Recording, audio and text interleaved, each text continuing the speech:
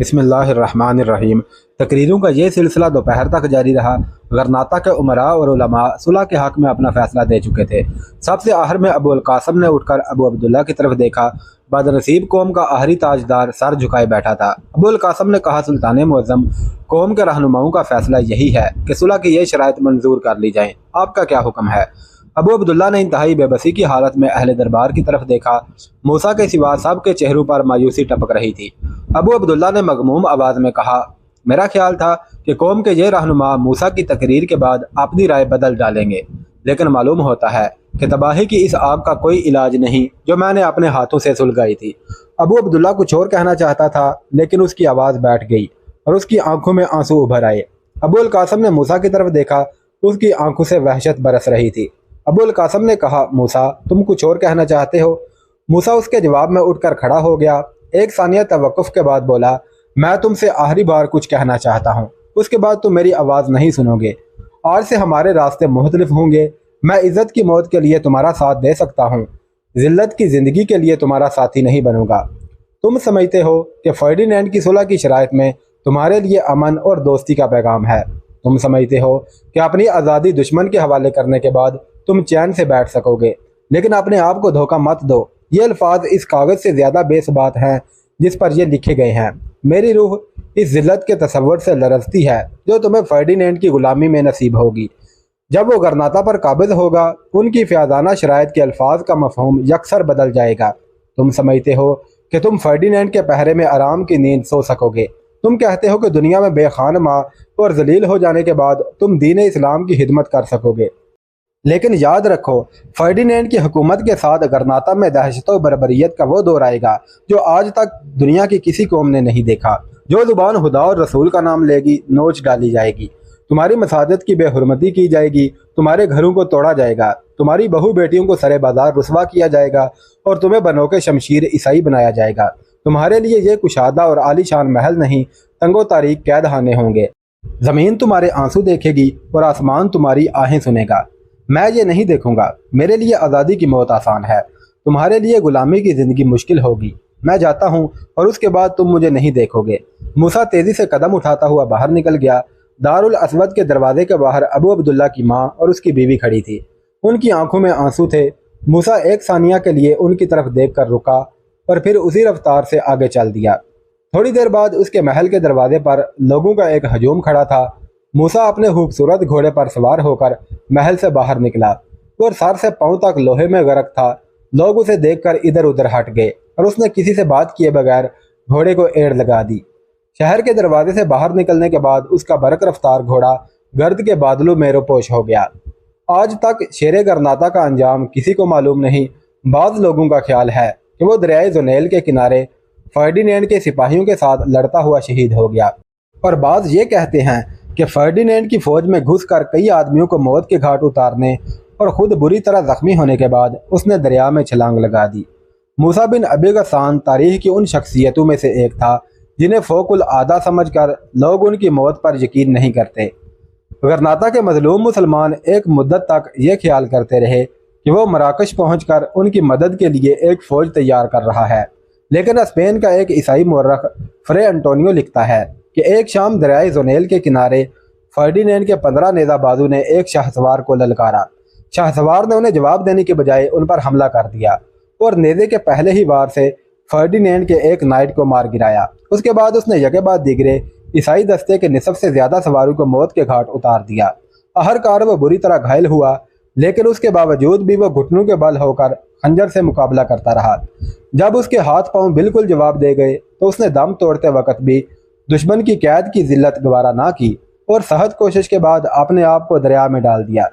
जख्मों की शिद्दत और असलहा के बोझ के बायस वो तैर ना सका और उसे दरिया की मौजू ने अपनी आगोश में ले लिया। ईसाई सवार उसका घोड़ा पकड़ कर ले गए और गरनाता के जंगी कैदियों ने इस बात की तस्दीक की कि यह घोड़ा मूसा बिन अबी गस्सान का है। अल-हमरा के राज गरनाता के अवाम की नज़रों से देर तक पोशीदा ना रह सके। शहर के नौजवान जो मूसा को अपना नजात दहिंदा समझते थे, उमरा के खिलाफ हो गए। फौज में अगरचे एक गिरोह ऐसा पैदा हो चुका था जो सुलह के हक में था, लेकिन अक्सरियत ऐसे लोगों की थी जो जंग के बगैर अपनी शिकस्त तस्लीम करने के लिए तैयार ना थे। एक सुबह जब लोग बेदार हुए تو غرناطہ کی ہر مسجد کے دروازے پر اس قسم کے اشتہار چسپاں تھے کہ ابو عبداللہ اور اس کے امراء دشمن کے ساتھ قوم کی عزت اور آزادی کا سودا کر چکے ہیں۔ لیکن اگلی صبح صلح پسندوں اور شکست خوردہ ذہنیت کے لوگوں نے جگہ جگہ یہ اشتہارات چسپاں کر دیے کہ فرڈینینڈ کی فیاضانہ شرائط کو رد کرنا کفران نعمت ہے۔ یہ انتشار کی ابتدا تھی۔ چند دن میں نوبت یہاں تک پہنچ گئی کہ ہر گلی، ہر محلے اور ہر درسگاہ میں امن پسندوں اور جنگ کے حامیوں کا تصادم ہونے لگا۔ مساجد اور درسگاہوں میں متصادم خیالات کے علماء کی تقریریں ہونے لگی۔ ایک شام عوام کی ایک بڑی جماعت نے ابو عبداللہ اور امرائے سلطنت کے خلاف سخت مظاہرہ کیا۔ صلح پسندوں کی ایک ٹولی نے انہیں سمجھانے کی کوشش کی، لیکن عوام کے جوش و خروش کا یہ عالم تھا کہ وہ ان پر ٹوٹ پڑے۔ انہیں مار بھگانے کے بعد عوام نے شہر میں جلوس نکالا اور چند ایسے امراء اور علماء کے گھروں کو آگ لگا دی جن پر فرڈینینڈ کے جاسوس ہونے کا شبہ تھا۔ شہر میں خانہ جنگی کا خطرہ محسوس کرتے ہوئے ابو عبداللہ نے 70 دن کی مدت ختم ہونے سے پہلے ہی شہر کو عیسائی فرڈینینڈ کے حوالے کر دینے کا فیصلہ کیا۔ چنانچہ 12 ربیع الاول 492 عیسوی میں غرناطہ کو دشمن کے قبضے میں دے دیا گیا۔ ابو عبداللہ گھوڑے پر سوار ہو کر الحمراء سے نکلا۔ اس کے پیچھے شہر کے 50 امراء بھی گھوڑوں پر سوار تھے۔ شہر سے باہر فرڈینینڈ، ملکہ ایزابیلا اور ان کی فوج قطاریں باندھ کر کھڑی تھی۔ ابو عبداللہ نصرانی بادشاہ کے قریب پہنچ کر گھوڑے سے اتر پڑا۔ ضبط کی انتہائی کوشش کے باوجود اس کی آنکھوں سے آنسو ابل پڑے۔ فرڈینینڈ نے گھوڑے سے اتر کر اسے گلے لگا لیا۔ ابو عبداللہ نے اسے الحمراء کی کنیاں پیش کرتے ہوئے کہا، خدا نے تجھے غرناطہ کی حکومت عطا کی ہے، میری دعا ہے کہ وہ تجھے رحم، عدل اور انصاف کے قابل بنائے۔ ابو عبداللہ ملکہ ایزابیلا کی طرف متوجہ ہوا۔ ملکہ الحمراء اس کی عظمت کے سامنے غرناطہ کے آخری تاجدار کی بے کسی دیکھ کر متاثر ہوئے بغیر نہ رہی۔ ایک لمحہ کے لیے وہ ایک عورت تھی، اس کا دل بھر آیا اور وہ آبدیدہ ہو کر اپنے شوہر کی طرف دیکھنے لگی۔ ملکہ کا اشارہ پا کر فرڈینینڈ ابو عبداللہ کو تسلی دینے کے لیے کچھ کہنا چاہتا تھا، لیکن ابو عبداللہ نے کسی توقف کے بغیر گھوڑے پر سوار ہو کر اس کی باگ موڑ لی۔ تھوڑی دیر بعد وہ اس قافلے کے ساتھ جا ملا جو اس کے مال و متاع کے ساتھ انڈریکس کا رخ کر رہا تھا۔ اس قافلے میں اس کی والدہ اور بیوی بھی تھی۔ فرڈینینڈ کی افواج فتح کے نعرے بجاتی ہوئی شہر میں داخل ہوئی۔ بادشاہ اور ملکہ نے اپنے اپنے مذہبی میشوا سے درخواست کی کہ وہ اپنے مقدس ہاتھوں سے الحمراء کے برج پر نشان صلیب نصب کرے۔ غرناطہ کے مردوں، عورتوں اور بچوں کی نگاہیں الحمراء کے برج پر لگی ہوئی تھیں۔ یہ شہر جس نے صدیوں تک مجاہدین اسلام کو دور دراز کی فتوحات سے واپس آ کر مسرت کے نعرے لگاتے سنا تھا، اب دشمن کی فتح کے ترانے سن رہا تھا۔ الحمراء کے برج پر ابھی تک پرچم اسلام لہرا رہا تھا۔ اہل غرناطہ اپنے مقدر کے اس ستارے کو دیکھ رہے تھے جو ہمیشہ کے لیے غروب ہونے والا تھا۔ جب غرناطہ کا ہلالی پرچم اتارا جا رہا تھا اور اس کی جگہ صلیب کا جھنڈا بلند ہو رہا تھا، ایک طرف فرڈینینڈ کی فوج کی سپاہی خوشی کے ترانے گا رہے تھے اور دوسری طرف اہل غرناطہ کی جگر دوست چیخیں سنائی دے رہی تھی۔ ایک فاتح قوم کی رگوں میں زندگی کا خون دوڑ رہا تھا اور ایک مفتوح قوم کی نبضیں ڈوب رہی تھیں۔ ابو عبداللہ نے البشارات کی ایک پہاڑی کی چوٹی پر پہنچ کر اپنا گھوڑا روکا۔ اس نے آخری بار غرناطہ کی طرف دیکھا اور پھوٹ پھوٹ کر رونے لگا۔ بہادر ماں نے حقارت امیز لہجے میں کہا، تم جس سلطنت کی حفاظت کے لیے مردوں کی طرح اپنا خون نہ بہا سکے، اب اس کی بربادی پر عورتوں کی طرح آنسو بہانے سے کیا فائدہ؟ البشارات کے ایک محدود علاقے میں ابو عبداللہ کی حکومت چند دن سے زیادہ نہ رہی۔ وہاں کے حریت پسند مسلمانوں کے دل میں اس کے لیے نفرت کے سوا کچھ نہ تھا۔ ابو عبداللہ نے عیسائی فوج کی مدد سے ان پر حکومت کرنے کے بجائے مراکش کی طرف ہجرت کی اور وہاں سلطان کی فوج میں ملازم ہو گیا۔ موسیٰ بن ابی غسان کے خدشات صحیح ثابت ہوئے۔ یہ معاہدہ جسے اہل غرناطہ اپنے لیے امن اور فارغ البالی کا پیغام سمجھتے تھے، ایک دام فریب تھا اور وہ اس میں پھنس چکے تھے۔ تلوار قلم کی تحریر منسوخ کر چکی تھی۔ فاتح اپنی خواہش کے مطابق معاہدے کی شرائط کا مفہوم بدل رہا تھا اور مفتوح کا احتجاج بے معنی تھا۔ فاتح قوم کے مذہبی پیشوا یہ فیصلہ دے چکے تھے کہ مسلمانوں کا دین اسپین کے اتحاد کی راہ میں رکاوٹ ہے۔ مسلمان حکومت کے وفادار نہیں بن سکتے۔ اہل غرناطہ مراکش اور اہل اسلام کے دوسرے مسلمانوں کی مدد کا انتظار کر رہے ہیں۔ وہ جاسوس ہیں اور ان کی علیحدہ زبان، علیحدہ لباس اور علیحدہ تمدن عیسائی حکومت کے لیے مستقل خطرہ ہے۔ حکومت ان کی حفاظت کا صرف اس صورت میں ذمہ لے سکتی ہے جبکہ وہ تبدیلی قلب کا ثبوت دیں، اور تبدیلی قلب کا ثبوت دینے کے لیے ان کے رہنماؤں کے رسمی اعلانات کافی نہیں۔ انہیں امن پسند شہری بننے کے لیے حکومت کا مذہب اختیار کرنا پڑے گا، نہ صرف دنیا میں امن اور آزادی کی زندگی بسر کرنے کے لیے بلکہ آخرت کی نجات کے لیے بھی یہ ضروری ہے کہ وہ اسلام ترک کر کے عیسائیت کے دامن میں پناہ لیں۔ مسلمانوں کے لیے ان کی مساجد کے دروازے بند ہو رہے تھے انہیں نماز پڑھنے یا اذان دینے کی اجازت نہ تھی۔ سرے بازار عربی زبان میں گفتگو کرنا ایک ناقابل معافی جرم تھا۔ غرناطہ کی وہ عظیم الشان درس گاہیں جنہوں نے 8 صدیوں تک مغرب کے ممالک کو علم کی روشنی دی تھی، اب حکمن بند کی جا رہی تھیں۔ وہ کتب خانے جہاں علم کی قندیلیں روشن تھیں، آگ کے سپرد کیے جا رہے تھے۔ غرناطہ سے باہر زرخیز اراضیات اور باغات پر عیسائی قابض ہو چکے تھے۔ مسلمان اپنی دکانوں سے محروم کیے جا رہے تھے۔ لوٹ مار اور قتل و غارت کا طوفان شروع ہو چکا تھا۔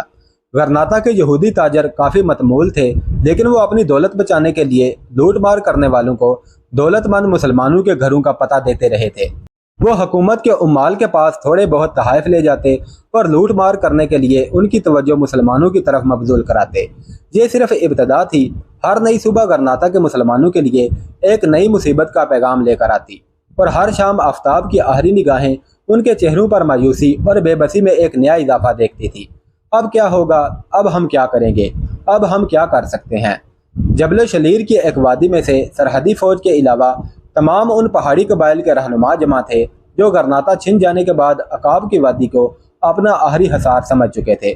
بدر بن مغیرہ ایک پتھر پر کھڑا ان کے سامنے تقریر کر رہا تھا: میرے عزیزوں، میرے بزرگوں اور میرے ساتھیوں، دشمن ہم پر چاروں طرف سے جلگار کر رہا ہے۔ وہ ہمیں مغلوب کرنے کے لیے اپنی تمام قوت بروئے کار لا چکا ہے۔ جن حالات کا ہم سامنا کر رہے ہیں وہ تم سے پوشیدہ نہیں۔ میں ان حالات میں تمہارے ساتھ صرف ایک وعدہ کر سکتا ہوں، اور وہ یہ ہے کہ اگر تم عزت اور آزادی کی زندگی حاصل نہ کر سکے تو بھی عزت کی موت کا دروازہ تمہارے لیے بند نہیں ہوگا۔ اگر تم نے مجھے اپنا رہنما بنایا ہے تو تمہارے لیے میرا پیغام یہ ہے کہ تمہارے مقدر میں آزادی کی زندگی یا عزت کی موت ہے، غلامی کی زندگی یا ذلت کی موت نہیں۔ یہ قانون فطرت ہے کہ اس دنیا میں جو پیدا ہوتا ہے وہ ایک دن ضرور مرتا ہے۔ اگر دنیا کی زندگی کا انجام موت ہے تو اس سے کیا فرق پڑتا ہے کہ ہم ایک لمحہ کے لیے زندہ رہے یا ایک صدی تک زندہ رہے۔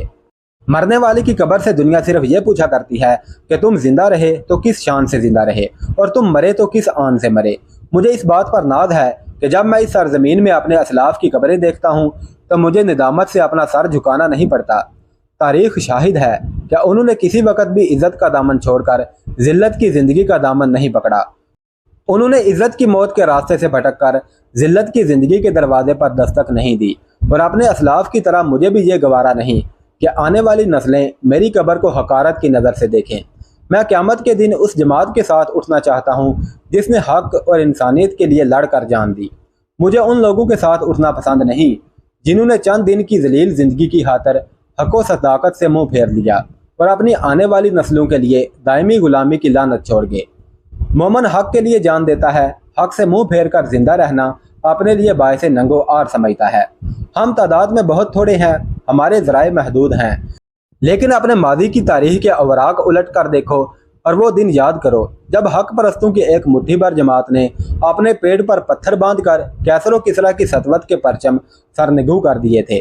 وہ دن یاد کرو جب طارق بن زیاد نے اندلس کے ساحل پر پہنچ کر اپنا سفینہ جلا دیا تھا اور اپنے جانبازوں کو یہ پیغام دیا تھا کہ مسلمانوں کے پاؤں آگے بڑھنے کے لیے ہیں، پیچھے ہٹنے کے لیے نہیں۔ ہماری جنگ وحشت اور بربریت کے خلاف انسانیت کی بغاوت ہے۔ یہ اصول کی جنگ ہے۔ اگر ہم لڑتے ہوئے ختم ہو جائیں تو بھی ہمارا مقصد زندہ رہے گا۔ انسانیت ہر دور میں وحشت کے خلاف آواز بلند کرتی رہے گی۔ ہر زمانے میں حق پرستوں کا کوئی نہ کوئی گروہ اس عظیم الشان مقصد کے لیے شمشیر بکف رہے گا۔ جب تک انسانیت زندہ رہے گی یہ مقصد زندہ رہے گا، اور جب تک یہ مقصد زندہ رہے گا ہم زندہ رہیں گے۔ اندلس کے مورخ انسانیت کے علم برداروں کے نام فراموش نہیں کریں گے۔ وقت صفحہ ہستی سے وہ تحریر نہیں مٹا سکتا جو شہیدان قوم اپنے خون سے لکھا کرتے ہیں۔ غرناطہ کے متعلق جو اطلاعات آ رہی ہیں وہ بے حد المناک ہیں۔ مسلمانوں کو بنوک شمشیر اسلام ترک کرنے پر مجبور کیا جا رہا ہے۔ ظلم، وحشت اور بربریت کے ہاتھ چاروں طرف سے ان کا تعاقب کر رہے ہیں۔ بازاروں میں مسلمانوں کی زندگی محفوظ نہیں اور گھروں میں ان کی بہو بیٹیوں کی عزت محفوظ نہیں۔ اب اس معاہدے کے الفاظ کے معنی بدل چکے ہیں جسے اہل غرناطہ اپنی عزت اور بقا کا ضامن سمجھتے تھے۔ وہ لوگ جنہوں نے ایک صحیح اصول کے لیے تلوار اٹھانے سے انکار کیا تھا اب دشمن کے غلط فیصلے تسلیم کرنے پر مجبور ہیں۔ وہ لوگ جنہوں نے اپنی عزت اور آزادی کے لیے خون بہانے سے دریغ کیا تھا اب بے بسی کے آنسوؤں سے اپنی تاریخ کا آخری باب لکھ رہے ہیں۔ انہوں نے آزادی کے تاج پر غلامی کے زنجیروں کو ترجیح دی۔ انہوں نے یہ سمجھا تھا کہ وہ غلامی کا نہایت معمولی بوجھ اٹھا کر زندگی کے ہزاروں انعامات حاصل کر سکیں گے، لیکن اب ان پر زندگی کی نعمتوں کے دروازے بند ہو چکے ہیں اور غلامی کا بوجھ آئے دن زیادہ ہوتا جا رہا ہے۔ ان کی ہڈیاں اس بوجھ کے نیچے پس رہی ہیں، لیکن وہ احتجاج نہیں کر سکتے۔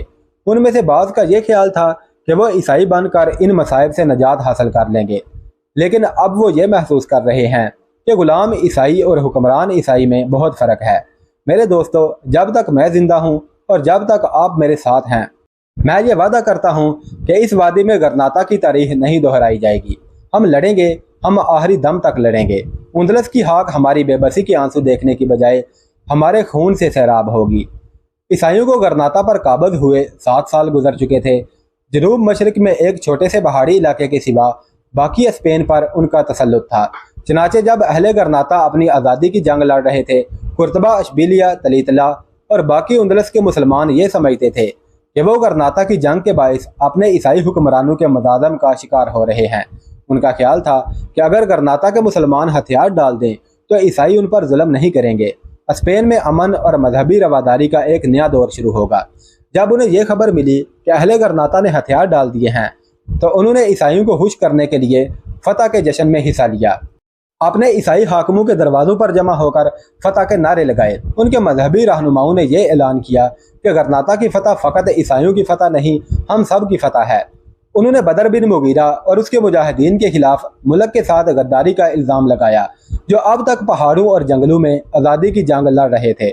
لیکن 7 سال کے عرصہ میں انہیں معلوم ہو چکا تھا کہ ظلم کی چکی میں غرناطہ ایک ایسا سخت پتھر تھا جو اس کے 2 پارٹوں کے درمیان حد فاصل کا کام دے رہا تھا، اور اس پتھر کے ہٹ جانے کے بعد چکی کے دونوں پارٹ آپس میں مل چکے تھے۔ وحشت اور بربریت کا سیلاب جو ایک مدت سے غرناطہ کی حدود پر رکا رہا، اب اپنے راستے کا آخری پتھر ہٹانے کے بعد ہر سمت سے مسلمانوں کا تعاقب کر رہا تھا۔ اندلس کے وہ مسلمان جو فتح کے لیے اہل غرناطہ کا ساتھ نہ دے سکے، اب ذلت، رسوائی اور مظلومیت میں ان کے ساتھ برابر کے حصہ دار تھے۔ وحشت کے ہاتھ ہر بستی اور ہر شہر میں انسانیت کا دامن نوچ رہے تھے۔ عیسائی حکومت نے یہ اعلان کیا کہ اسپین کے مسلمانوں کے لیے اب صرف 3 راستے ہیں: ترک اسلام، ترک وطن یا موت۔ جن لوگوں نے عیسائی مذہب قبول کیا وہ عیسائیوں کے ساتھ مساوی درجہ حاصل نہ کر سکے۔ حکمران ان کے ساتھ نفرت سے پیش آتے تھے، ان کی نیت پر شبہ کیا جاتا تھا۔ ان پر یہ الزامات لگائے جاتے تھے کہ وہ درپردہ نمازیں پڑھتے ہیں، گھروں میں عربی بولتے ہیں اور پہاڑی باغیوں کی فتح کے لیے دعائیں مانگتے ہیں۔ ان الزامات میں ماخوذ ہونے والوں کو عام طور پر دروں کی سزا دی جاتی تھی۔ وہ مسلمان جو کلمہ توحید پڑھنے پر باضد تھے بدترین سزاؤں کے مستحق سمجھے جاتے تھے۔ انہیں گرم لوہے سے داغا جاتا، انہیں پہیوں پر کھینچا جاتا اور انہیں مساجد کے دروازوں کے سامنے زندہ جلایا جاتا۔ ان حالات میں لاکھوں مسلمان مراکش کی طرف ہجرت کر چکے تھے۔ شمال کے قافلے جنوب کی بندرگاہوں کا رخ کرتے۔ جو لوگ راستے میں لوٹ مار سے بچ کر ساحل تک پہنچتے، انہیں مراکش پہنچنے کے لیے جہاز رانوں کو بھاری اجرت ادا کرنا پڑتی۔ اگرچہ معاہدے کی شرائط کی روح سے عیسائی حکومت اسپین سے ہجرت کرنے والے مسلمانوں کو اپنے خرچ پر افریقہ کے ساحل تک پہنچانے کی ذمہ دار تھی، اور فرڈینینڈ بذات خود یہ چاہتا تھا کہ ہجرت کرنے والوں پر سختی نہ کی جائے۔ تاہم حکومت کے افسر معاہدے کی باقی شرائط کی طرح اس شرط کو بھی کوئی اہمیت دینے کے لیے تیار نہ تھے۔ شمالی افریقہ کے مسلمان حکمرانوں نے اپنے تمام جہاز اسپین کے پناہ گزینوں کو نکالنے کے لیے وقف کر دیے، لیکن لاکھوں مسلمانوں کو نکالنے کے لیے ایک مدت درکار تھی۔ اہل غرناطہ نے عیسائی حکومت کے وحشیانہ مظالم سے تنگ آ کر بغاوت کی، لیکن حکومت نے چند ہی دنوں میں ہزاروں مسلمانوں کو موت کے گھاٹ اتار دیا اور بغاوت کچل دی۔ جنوب مشرق کے پہاڑوں اور جنگلوں میں ابھی تک آزادی کے پرچم لہرا رہے تھے۔ فرڈینینڈ نے بدر بن مغیرہ کی سرکوبی کے لیے کئی مہمیں روانہ کی، لیکن اسے ہر بار ناکامی کا منہ دیکھنا پڑا۔ عقاب کی وادی کے مجاہدین کی تعداد آئے دن کم ہو رہی تھی۔ اس کے بہت سے ساتھی ہمت ہار کر ہجرت کر رہے تھے، لیکن اس کے عزم و استقلال میں کوئی فرق نہ آیا۔